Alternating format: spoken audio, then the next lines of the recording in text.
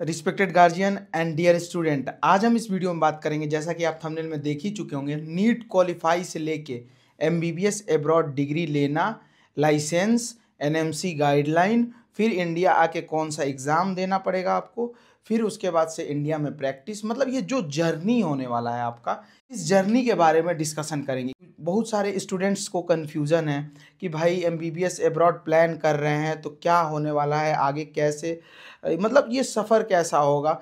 तो इसी सब बारे में हम लोग डिस्कशन करेंगे ए टू जेड। होप सो ये वीडियो देखने के बाद आप सबका जो डाउट है वो मैं क्लियर कर पाऊँ। होप सो ये वीडियो देखने के बाद आपका जो डाउट है, जो बेसिक्स आपका क्लियर नहीं है, अगर आप एमबीबीएस एब्रॉड के लिए प्लान कर रहे हैं तो वो क्लियर हो जाए। वीडियो को स्टार्ट करने से पहले आर्यवर्ता स्काई फ्रॉम एब्रॉड आपको अवेयर करता था, है और रहेगा।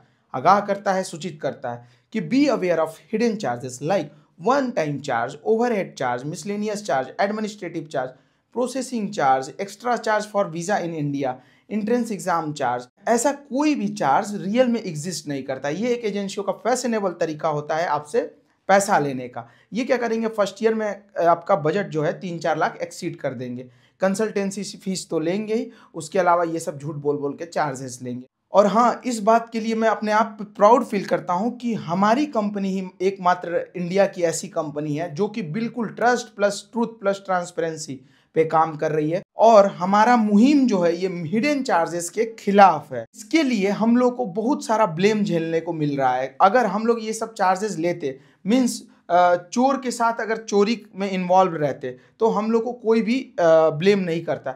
लेकिन आज के टाइम पे हर एक कंसल्टेंट एक होके हमारे खिलाफ, जैसे वो फेक हैं, वो फ्रॉड हैं, ये हैं, वो हैं। देखिए, अगर आपको कोई भी डाउट हो ना तो हमारे कंपनी के लीडर हेड पे बेकायदा आप एफिडेविट बना के ले लो।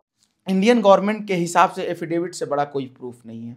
ठीक, वैसे सच को प्रमाण की ज़रूरत नहीं होती, लेकिन फॉर योर सेटिस्फेक्शन हम लोग ये भी करेंगे। तो हमारी कंपनी आर्यवर्ता स्काई फ्रॉम एब्रॉड बिल्कुल इन सब चार्जों के खिलाफ है। हमारा मुहिम जारी था, है और रहेगा। ऑनलाइन प्लेटफॉर्म पे इस चैनल के माध्यम से कुछ ही दिनों से हम लोग ये मुहिम जारी किए हैं, लेकिन और भी हमारे चैनल्स। तो आइए वीडियो को बिना देरी किए हुए अपने टॉपिक पर डिस्कशन करते हैं। ये बात को बताना भी जरूरी था क्योंकि ये एक बहुत मेन पॉइंट है आम आदमी के लिए। 3-4 लाख तो मैंने रखता ही। अगर आप एमबीबीएस एब्रॉड के लिए प्लान कर रहे हैं तो जाहिर सी बात है बजट प्रॉब्लम है। तो पहले मैं अपना मुहिम और अपना जो एक्सक्लूसिव हमारी कंपनी का जो प्लान है और हम लोग क्या खास देते हैं ये मैं बताया आप सभी को। अब हम टॉपिक पर डिस्कशन करेंगे कि क्या ए टू जेड। देखिए, 3 टाइप के बच्चे होते हैं। एक जो थोड़ा बहुत मार्क्स से सिलेक्शन नहीं हुआ, एक मीडियम और एक क्वालिफाइंग के लिए जो स्ट्रगल करते हैं। तो क्वालिफाइंग के लिए जो स्ट्रगल कर रहे हैं या 1 साल से प्रिपरेशन नहीं करें, उन बच्चों को तो कंसल्टेंट ही डिस्ट्रैक्ट कर देते हैं 50% से ज़्यादा बच्चे को। क्यों? क्योंकि ये लोग झूठ बोलना स्टार्ट कर देंगे, first come first take, admission close हो जाएगा 2-3 दिन में। तो बच्चे डिस्ट्रैक्ट होके नीट पे फोकस उन लोगों का थोड़ा सा डिस्ट्रैक्ट हो जाता है, जिसके चलते उनका सिलेक्शन नहीं हो पाता है। पिछले साल मेरे पास काफ़ी एग्जाम्पल्स है, इसलिए मैं बता रहा हूँ। और हाँ, तो पहले आपको नीट पे फोकस करना है। नीट से पहले रजिस्ट्रेशन नहीं करना है। सिंगल यूनिवर्सिटी में एडमिशन क्लोज नहीं होगा। इन लोगों का तो ट्रेंड होता है मार्केटिंग, मतलब मार्च से ही लग जाना कि जल्दी जल्दी एडमिशन अपने आप अट्रैक्ट कर। एक बच्चों से 10 बच्चों के बराबर पैसा लेना होता है, तो भाई झूठ तो बोलना ही पड़ेगा, जल्दी से अट्रैक्ट करके रखना ही पड़ेगा। डॉक्यूमेंट लेके ये लोग रिसीव करके रख लेते हैं हार्ड कॉपी, जबकि ज़रूरत भी नहीं होता है।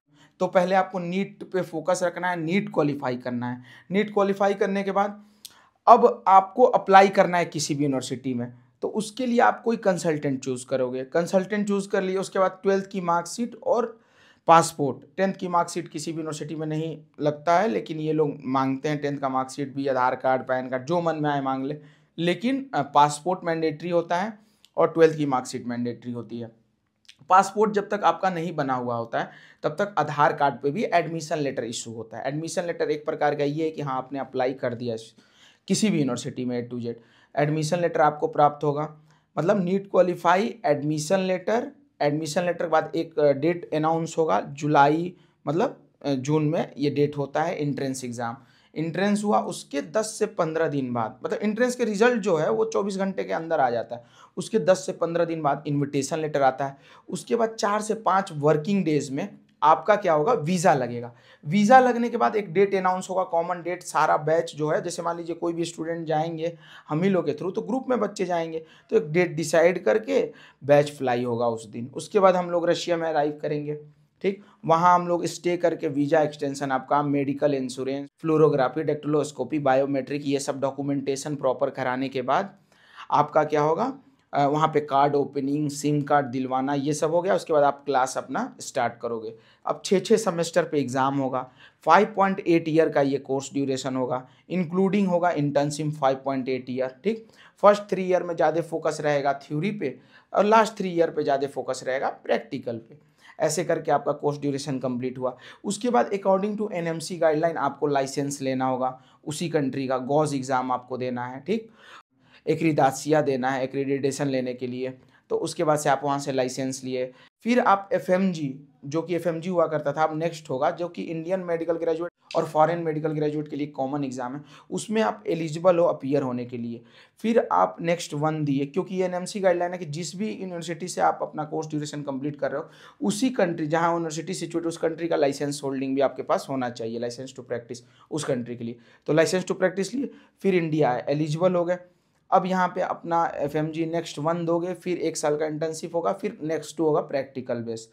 अब इतना जो जर्नी है ये कंप्लीट होने के बाद आप इंडिया में एक लाइसेंस टू प्रैक्टिस आपको मिल गया, आप इंडियन ग्रेजुएट्स के इक्विवेलेंट हो गए, आप इंडिया में एक एमबीबीएस हो और आप प्रैक्टिस कर सकते हो। कोर्स ड्यूरेशन क्या हो गया, 5.8 ईयर उधर, फिर आके नेक्स्ट अगर तुरंत क्वालिफाई कर लिए तो उसके बाद 1 साल का इंटर्नशिप, मीन्स 6 1 7 साल, मीन्स 6 साल 8 महीना का ये कोर्स ड्यूरेशन रहने वाला है। तो ऐसा आपका ये जर्नी मैं बताया हूँ कि एमबीबीएस नीट क्वालिफाइंग से लेके एमबीबीएस एब्रॉड, फिर वहाँ पे लाइसेंस टू प्रैक्टिस, फिर इंडिया में लाइसेंस टू प्रैक्टिस, ये होने वाला है जर्नी है। आप ये एब्रॉड के लिए सोच के जाओ कि आप वाया ड्रीम फुलफिल कर रहे हो। ये ना सोचो कि उधर जाके आपको क्लिनिकल एक्सपोजर बहुत अच्छा खासा देखने को मिलेगा, जी नहीं। जहाँ भी लैंग्वेज बैरियर होगा वहाँ आपको क्लिनिकल एक्सपोजर देखने को नहीं मिलेगा। और लैंग्वेज अगर सीखना चाहोगे, किसी कंट्री का लैंग्वेज सीखने के लिए पूरा लाइफ कम है, ठीक है। और अगर लैंग्वेज पे ही फोकस कर दिए तो कोर्स पे फोकस नहीं कर पाओगे, फिर एफएमजी नेक्स्ट में आपको 3-4 साल देना पड़ेगा। तो प्लीज़ आप ये सोच के जाएं कि 10 महीना उधर कोर्स करना है, 2 महीना जब इंडिया आएंगे तो क्लिनिक्स ज्वाइन करके अपना प्रैक्टिस करेंगे। तो ये मैं जर्नी बता दिया। होप सो अगर आप A to Z बेसिक भी आपको नहीं पता हो तो एक ओवरव्यू तो आपको लग गया होगा। और चैनल को जरूर सब्सक्राइब करें, क्योंकि ये चैनल आपका फर्स्ट ईयर में 2-3 लाख जरूर सेव करने वाला है।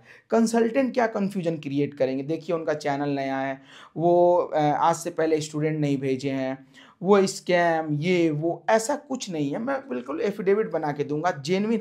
ईमानदारी का मतलब ये नहीं है कि हम गलत हो गए। ईमानदारी से अगर काम करा रहे हैं तो इसका मतलब ये नहीं है कि हम सर्विस नहीं देंगे। ईमानदारी से काम करा रहे हैं इसका मतलब ये नहीं है कि हम एडमिशन आपका नहीं कराएंगे। तो प्लीज़ फालतू इन सब चीज़ों और स्कैमरों के बातों में आप ना आए, जो कि साफ खुलेआम झूठ बोल बोल के काम करा रहे हैं। वो क्या हमको सिखाएंगे, कोई डायरेक्ट हमको बोल के दिखाए तब हम माने। होप सो आपको ये वीडियो इन्फॉर्मेटिव लगी हो।